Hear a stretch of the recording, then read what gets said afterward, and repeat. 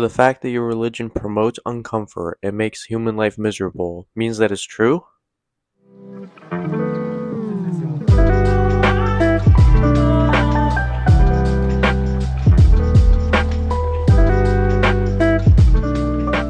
So today we have some apologetics from Christian TikTok, which is pretty low-hanging fruit, but if your low-hanging fruit is gonna get seen by thousands of people and thousands of people are gonna think it's actually a good argument, then I think it's worth addressing. So when this argument is presented on TikTok, it's usually really simple. It's just meant to be a kind of gotcha for atheists or anyone that doesn't believe in Christianity. But in this video, I'm gonna kind of break it down into sections so we can go through these sections one by one and have an organized format of what we're talking about. So the first part of the argument here is that Christianity only goes against man's desires and never appeals or reinforces them in any way. Then I think the next part of this argument is supposed to be if Christianity was a man-made religion, it wouldn't go against human desires. I think they're also implying that if religion goes against man's desires, then it also means that it's more likely to be divine as it's appealing to the spirit or some kind of other factor of being a human than human flesh and human desire. And then the last part of this is that they claim that Christianity goes against man's desires more than any other religion, so this shows that Christianity is from God. So going through the first part of the argument that claims that Christianity is only against man's desires and never appeals or reinforces them,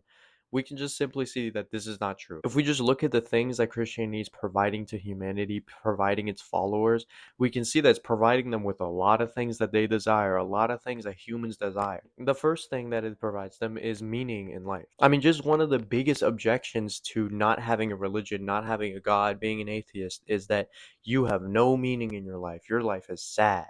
Look, here's the reality. If there is no God in this world, if God does not exist, nothing matters. Because if there is no creator, what is the difference really between a human being and a plant outside or a rock? Well, objective meaning is grounded in the nature of God, His purposes. If we all just die and become worm food, there's no ultimate meaning. But atheists, all they're left with is to build their lives on, as the great British atheistic philosopher Bertrand Russell put it, the firm foundation of unyielding despair. That is the world that is consistent with atheism. Now you tell me, is the desire for having a meaning in life not a desire, not a human desire? Is it something that Christianity is not appealing to? You are getting your purpose from God. You're getting your purpose from following Jesus, worshiping Jesus, praising Jesus. How is that not appealing to your desire to have a meaning in life? And even going into another thing that I used to hear when I was a Christian in all these Christian communities is that you find your identity in Jesus. I'm so glad I don't have to wonder what my purpose is anymore. I don't have to wonder what my identity is anymore. And I tell you, man, if you're wondering about what your purpose is and what your identity is, man, you gotta know, you gotta come to know Jesus Christ. He's the only thing that ever gives me purpose. And I tell you guys, I don't care if I win 3 belts in 3 different weight classes. Listen, the greatest thing I've ever done in my life was this. So when we see all these people so happy that they found their identity in Jesus, so happy that they don't have to keep searching for who they are, they finally found who they are. Is that not filling a void? Is that not filling a desire that humans have to have an identity? So far we have 2 desires that are being fulfilled by Christianity. And next we have a huge desire that everyone has, which is to keep on living after death. Death is a super scary thing for humans. Humans don't want to die. They don't want an end to their experience. So they want to keep living. So we have this afterlife in Christianity to solve this issue. We have this afterlife to appeal to your desire to keep on living. I mean, just look at all the Christians. When someone passes away, they say, oh, they're in heaven now. We'll see them again. We'll see them again at some point.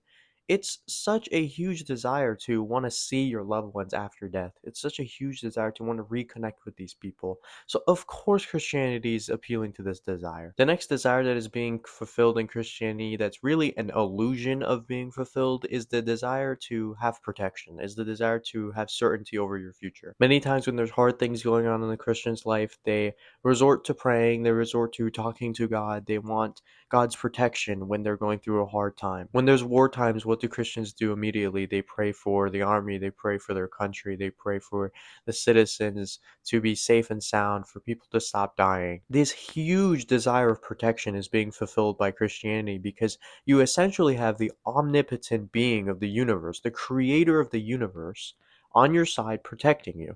If that's not fulfilling the desire for protection, then I don't know what is. So far we have all these desires that are being fulfilled by Christianity. But you know what really gives away the fact that a religion is man-made? Misogyny. Misogyny and following the culture at the time of lowering women, of women being less than men.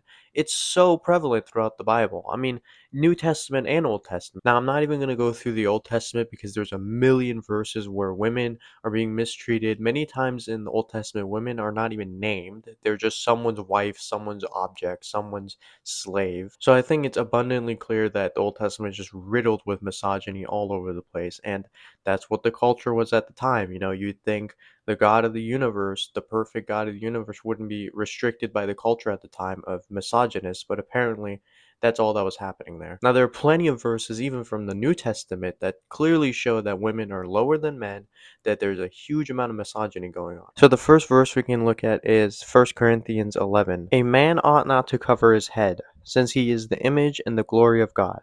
But woman is the glory of man. For man did not come from woman, but woman from man. Neither was man created from woman, but woman for man. The next one is 1 Corinthians 14. Let your women keep silence in churches, for it is not permitted unto them to speak, but they are commanded to be under obedience, as also saith the law. And if they will learn anything, let them ask their husbands at home. For it is a shame for a woman to speak in the church. Next one is 1 Timothy 2. I do not permit a woman to teach or have authority over a man. She must be quiet. So if anything is showing us that this religion is man-made, it's the blatant misogyny within the Bible. And it doesn't even stop in the Old Testament. It keeps going into the New Testament. You have the fact that women cannot speak in churches. You have the fact that women are made for man. And this just makes it blatantly obvious that the religion is man-made because they're just following what their culture is at the time. Their culture is that women are lower, women don't have the right to speak, women shouldn't speak in churches, and they're just writing these things down, which is easily explained by culture, by them following their culture. But you would think that the God of the universe would put both genders equal to each other in worth, at least, because all men and women are made in the glory of God, right? No, apparently not. Apparently women are made for man, for the glory of man, while man is made for the glory of God. And I understand there's an argument out there that women and men have different roles and that's why God did this, but in these verses we can clearly see that the worth of women, not the role, the worth of women is being lowered. The misogyny is coming through as the fact that women are less than men in their value. And then the last thing that appeals to human desire just completely is just the concept of a Messiah. The Messiah is the manifestation of all things good that are going to come into the world. You have justice, you have peace, you have reassurance, you have the afterlife, you have everything that humans desire throughout their life. This comes in the form of a man, this comes in the form of God, delivering this justice to us, making sure there's no more pain, there's no more suffering, there is spiritual freedom from whatever suffering that's going on. And if that's not appealing to desire, then I don't know what is, because that is the epitome of appealing to human desire for justice, reassurance, protection. So the argument that Christianity doesn't appeal to man's desires is just clearly contradicted by these aforementioned points. There's plenty of things in the religion that directly appeal to human desire. Now the next point is, if Christianity was man-made, then it would never go against man's desires, because why would man create a religion where it's going against his desires, it's making him uncomfortable? Well, this can just be answered by studying a little bit of evolutionary psychology and the psychology within religions. Even outside of religions, you have groups that are willing to limit their freedom, limit their ability to do the things that they want to do, limit their desires in order to virtue signal, in order to signal to the group that they're trustworthy. When you have a group, when you have a group identity, and when you have individuals limiting their desires, limiting what they want to do, it shows that they're willing to sacrifice things for the good of the group. This creates trust, this creates positive reinforcement within the group, which allows the group to last longer. Studies have been done that show that more restrictive groups, not even just religions, just more restrictive groups, more groups that limit themselves, are more likely to last longer because they create pro-social behavior within their system, which leads to the group lasting longer and continuing their teachings more and more. I mean, even if we look at this in terms of religion, we can see that more restrictive religions have lasted longer because of the fact that they create these tight-knit communities that allow them to pass their teachings on. And for individuals within this group that want to keep their position in the safe group, they want to keep their position in the protection of the flock, they continue to limit their desires. They're motivated by the fact that they get protection out of this to limit their desires. So they limit their desires happily. In turn, they get trustworthiness, they get a positive social reinforcement from this group. Hey everybody, there's absolutely nothing unusual or superhuman about Christianity's imposition of restrictions and limitations on behavior. It's actually a perfectly natural and deeply embedded evolutionary adaptation that is found across all social groups and goes back to a time when our ability to maintain and advance our standing within a social group was critical to our survival. And today it bubbles to the surface in two main ways. One is costly signaling, and that is the use of identity markers and social standards and expectations to signal to others our trustworthiness, our belonging. And the more costly that signal, the stronger a signal it served of belonging, of trustworthiness. And that leads to credibility enhancing displays, the second one. And that's where we modulate the costliness of different identity markers and signals in order to go above and beyond and say, oh, I'm even more faithful, my standing should advance. If you'd like to explore the topic of costly signaling, there's a Wikipedia article down in the description. It will get you started. Obviously, Wikipedia isn't the best place for sources and stuff. It's still a little bit of info that'll get you started on your journey of exploring these things about human psychology, which have nothing to do with religion. It's just human psychology. Now, the next point being made here is the fact that religions that are more restrictive of man's desires, are more likely to be divine in origin, as they speak to the spirit and not the flesh. Now, if the criteria is that if a religion is more restrictive, it equals it being more likely to be divine, then Christianity is at the bottom of the list, because Christianity is probably one of the least restrictive religions. Especially within the popular Christian denominations that are practiced all over the US, they're pretty much as liberal as you can get in the restrictiveness. There are so many religions out in the world that are so much more restrictive of human desires than Christianity. But for the sake of time, I'm just going to go through the 3 different religions that I've learned about through studying comparative religious studies and IB World Religions classes. So the first one we have is Islam, which puts heavy restrictions on diets and what you can eat and what you cannot eat. And alcohol is one of the things that is completely forbidden within Islam, which is something that man desires a lot. A lot of people like alcohol, so that's going against a lot of people's desires. Within Islam, it's required that the practitioner pray 5 times a day, and this clearly sacrifices their time, their comfort, their convenience, and they even have to get up as early as 4 in the morning and continue to pray throughout the whole day. And then we have Ramadan within Islam, which is a super restrictive practice, which requires its practitioners to fast from sunrise to sunset for 30 days, and they can't even drink water or eat any kind of food throughout that time, throughout the day, which is directly going against man's desires to eat, to survive.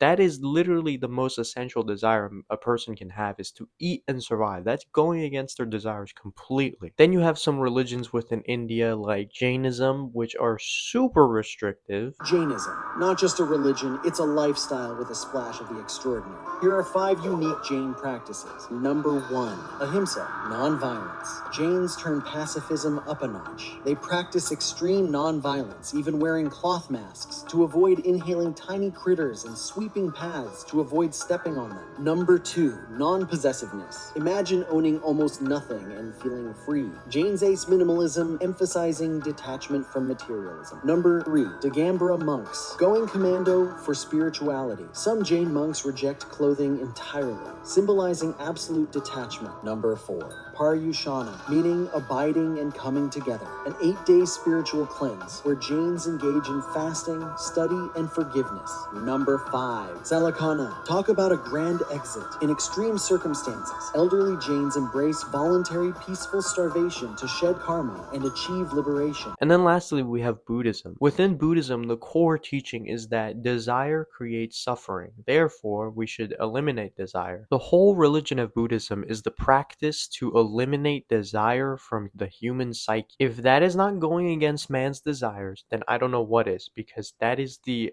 epitome of going against man's desires, is to eliminate desire in itself. And then the last claim being made here is that Christianity goes against man's desires more than any other religion, and therefore Christianity has to be divine because it's speaking to the spirit more and not the flesh. And I hope at this point this has just clearly been shown to not be true. There's plenty of other religions out there that are limiting their desires, that are completely going against human desire within their practices. So anything, it shows that those other religions are more true than Christianity. Now, obviously, I don't think any of these religions are actually true. I think they can easily be explained by psychology and culture. I don't think determining what is true from the fact that they restrict desires more is a good way of determining if something is speaking the truth or not. So to summarize my response to this argument and conclusion is that Christianity does appeal to man's desires. It appeals to a multitude of desires. Christianity's restrictiveness on human desire and human practices is not a sign of divinity, but rather human psychology, which has been explained throughout the years. And lastly, Christianity is far from being the most restrictive religion within the world. So if we're really following this argument that you're saying, then